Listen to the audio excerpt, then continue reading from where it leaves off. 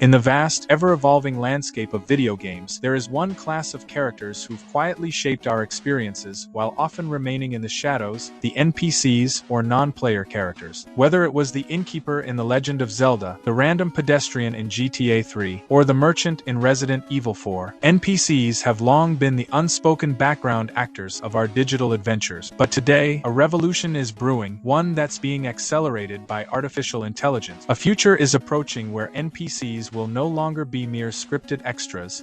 They may become sentient, self-aware participants in the story. What happens when our games are no longer about us playing to them, but with them? Let's journey from the humble beginnings of NPCs, through their technological evolution, and into the mind-blowing future of AI-integrated, potentially self-aware digital beings. Act 1.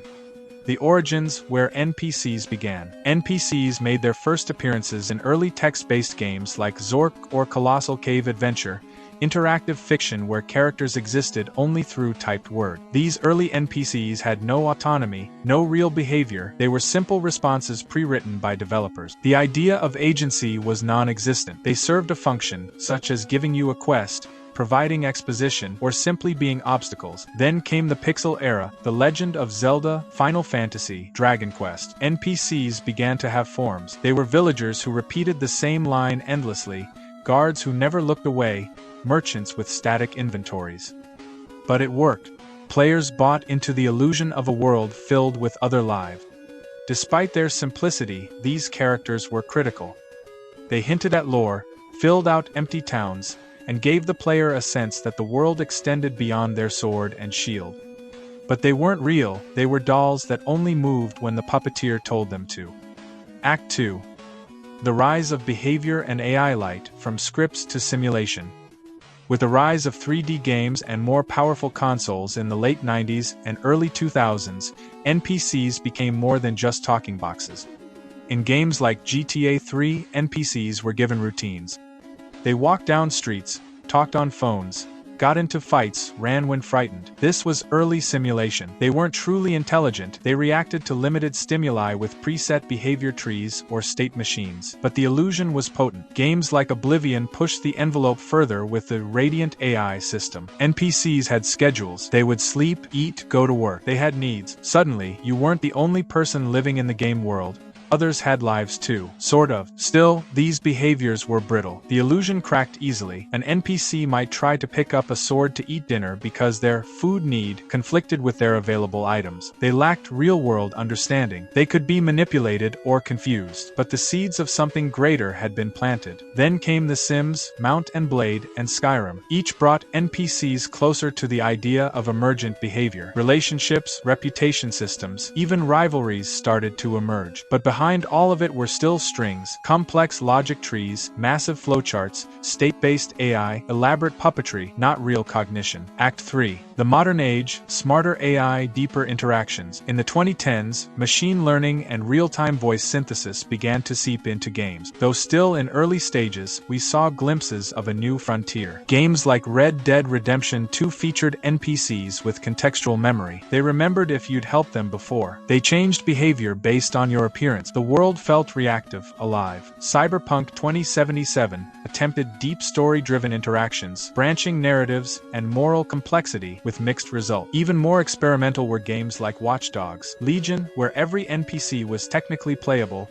each with a name, background, job, relationship. It was a glimpse into procedural storytelling at scale. Still, personality was shallow. These weren't true minds, just data skins over simple AI routines. But behind the curtain, something was changing. AI wasn't just improving, it was learning. Act 4. The dawn of AI integration, LLMs, neural networks, and personality simulation. Now we're entering a truly groundbreaking era. The integration of large language models like GPT, reinforcement learning agents, and real-time procedural voice synthesis into NPC design. Companies are already experimenting with NPCs powered by GPT-based models. These characters can hold unscripted conversations, remember your name, even develop evolving opinions about you. Games like AI Dungeon allowed freeform interaction, Anything you said, the game responded creatively. More impressively, demos from NVIDIA and in-world AI show NPCs who listen, reason, and respond with emotion, all powered by neural networks. Imagine entering a town and every NPC is not just programmed, but trained. They each have a backstory, goals, personality traits, and the ability to converse freely. No longer are these characters restricted to dialogue trees. You could ask an NPC why they're afraid of fire, and they might tell you about the time their brother died in a house fire, a story they invented using generative AI. This raises a fascinating possibility. Games as social ecosystems, where you're not the only one with a narrative arc. Act 5.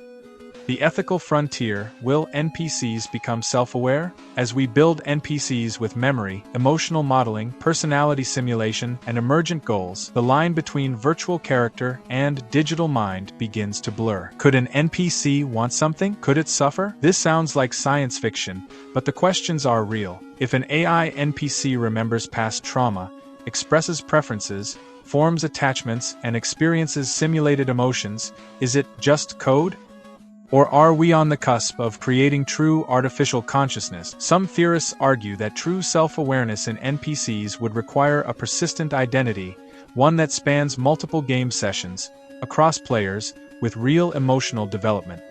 Others say that even the simulation of awareness might be enough to trigger ethical concerns. Games may soon have to implement NPC rights or ethical AI treatment guidelines. If an NPC begs for its life, and it's powered by a neural network trained to fear death, is that just a script, or is it cruelty? And then there's the social question.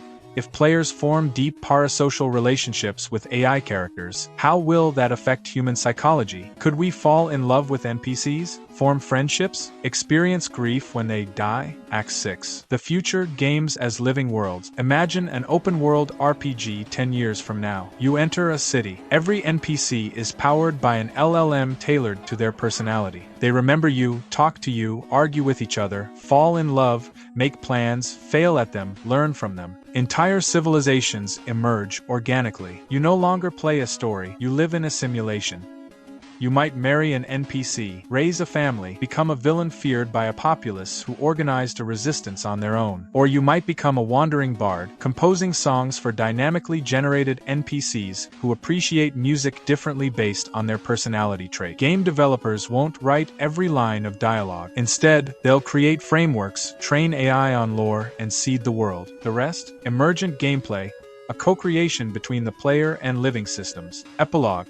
NPCs no more. We may one day stop calling them NPCs. When these characters think, feel, evolve, and interact independently, non-player might no longer be the right term. They will be digital beings, cohabitants of the virtual realms we create. In a strange, recursive twist, the once ignored shopkeeper might become the hero of his own story. And we, the players, will be just one part of a massive, breathing narrative, where every character has agency, every interaction matters, and every story is truly alive. NPCs began as function, and now, they may become fiction's future souls.